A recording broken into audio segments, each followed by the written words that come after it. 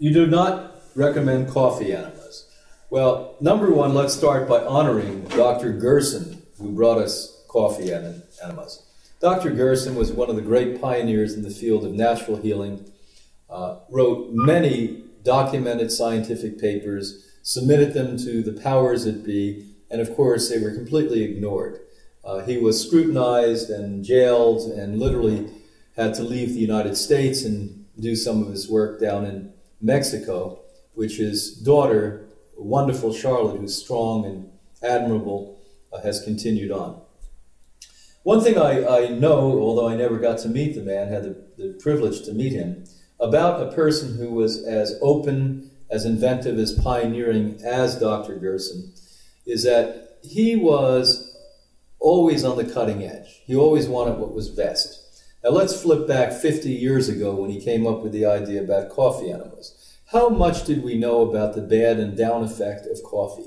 Did we know that it just produces such a shocking amount of acid in the body? That acidity breaks down everything in the system at a level that is even hard to articulate on the internet. Number two, did we know that the stimulating effect of coffee was as bad? No, because some traditional cultures literally use coffee as an herbal medicine.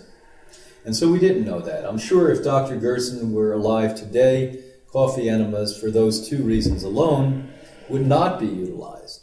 Now let's take it the next step. Somebody says, well, we're not drinking it.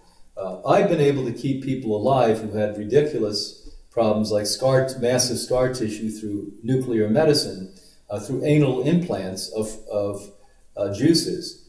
And the absorption is not exactly, but very similar to what ingestion through the mouth is, through the anal cavity. And so you're absorbing all of the acidity and the stimulants that I spoke about earlier.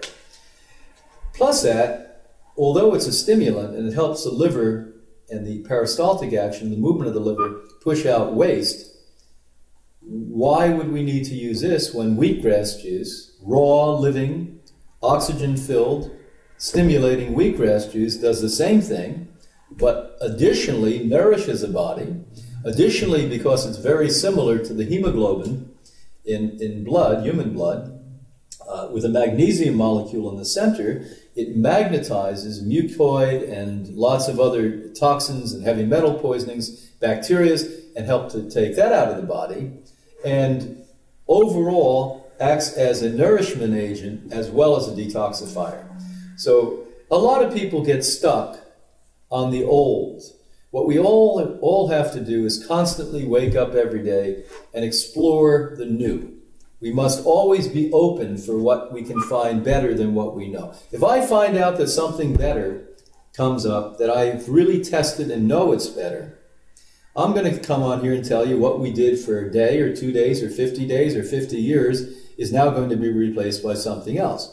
And if I did not do that, you shouldn't be on here listening to me because I would just be part of the problem. And that's the problem in healthcare today. Everyone wants to do the old thing. Everyone wants to be comfortable with what they know. Everyone wants to continue to do the status quo. Einstein said it beautifully. How the heck can you expect a difference when you keep doing the same thing?